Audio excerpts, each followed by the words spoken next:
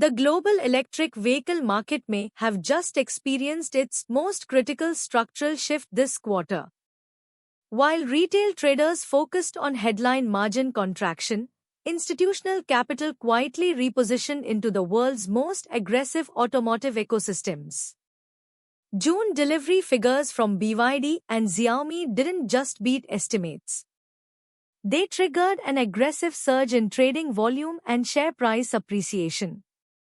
This tells us that the smart money is looking past near-term noise. They are focusing on pure, unadulterated scale. We are watching a fundamental realignment of automotive market share happen in real time. To understand why this matters, we have to look closely at BYD's structural moat. This isn't just an automotive company.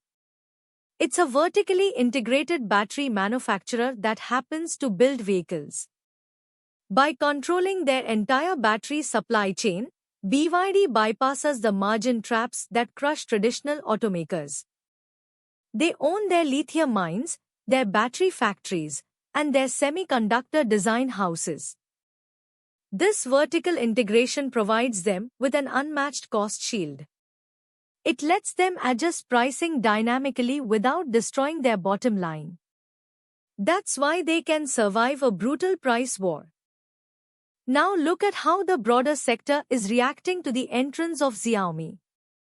Xiaomi is approaching this space from a completely different angle. They're leveraging their massive consumer electronics footprint to build a connected smart ecosystem on wheels.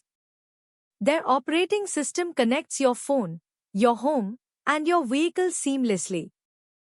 For millions of loyal tech buyers, adopting a Xiaomi EV feels like a natural extension of their digital life. This brand loyalty lowers customer acquisition costs to a level that legacy car manufacturers simply cannot match. Here is where the margin metrics become incredibly interesting.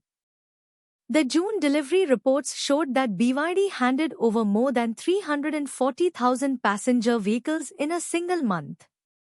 That is an absolute manufacturing masterclass.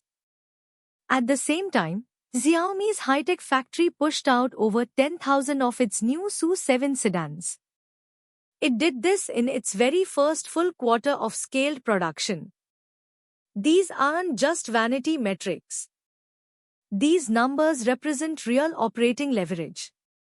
They prove that these two distinct manufacturing models can scale at lightning speed. Something important is happening inside the financial statements. As factory utilization rates climb toward peak capacity, fixed cost absorption improves dramatically. BYD is seeing its gross margin stabilize in the high double digits despite severe domestic price cuts. Xiaomi is also burning through its initial research and development costs much faster than expected. Their path to positive cash flow is narrowing quickly. For institutions, this means the threat of dilutive capital raises is fading fast. It gives these companies immense runway to reinvest in future growth. The next signal comes directly from management's capital allocation strategy. BYD is actively shifting its focus away from low-margin entry-level vehicles. Instead, they are aggressively pushing their premium brands. At the same time, they are moving quickly to build localized factories in Europe, Southeast Asia, and Latin America. This move bypasses domestic saturation and hedges against tariff threats. It allows them to capture much higher average selling prices in global markets. This strategy is a textbook example of long-term risk management through geographical diversification. Xiaomi's management team is executing a highly focused RAM strategy. They are prioritizing manufacturing output to clear their massive backlog of orders. The goal is simple. They want to get as many connected vehicles onto the road as possible. This builds out their software-as-a-service ecosystem network. Their plan isn't to make all of their profit on the initial hardware sale. They intend to monetize these vehicles through high margin over-the-air software updates and continuous digital services. That is a recurring revenue model legacy automakers can only dream of. Let's zoom out to the broader industry context. The macro environment is undergoing massive changes. Governments worldwide are struggling to balance green transition goals with local protectionist policies. Meanwhile, the consumer demand curve is shifting quickly. Buyers are demanding premium smart features at mass market prices. This macro environment heavily favors manufacturers who control their supply chains. Traditional companies reliant on external suppliers are finding themselves squeezed out of the market. They are simply too slow to adapt. This leads us to the competitive landscape. We are seeing Tesla lose significant market share in critical regions. This is happening because their product line is maturing, and they lack local flexibility. BYD's aggressive model refresh cycle and Xiaomi's rapid development pace are keeping competitors permanently on the defensive. Traditional legacy giants are forced to slash prices or delay their electrification plans entirely. The competitive moat is no longer just about who has the best battery. It's about who can iterate their products the fastest.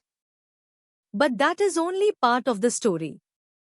Massive execution brings equally massive systemic risks. The most obvious threat is rising geopolitical tension. The European Union and the United States are introducing aggressive tariffs on Chinese-made electric vehicles.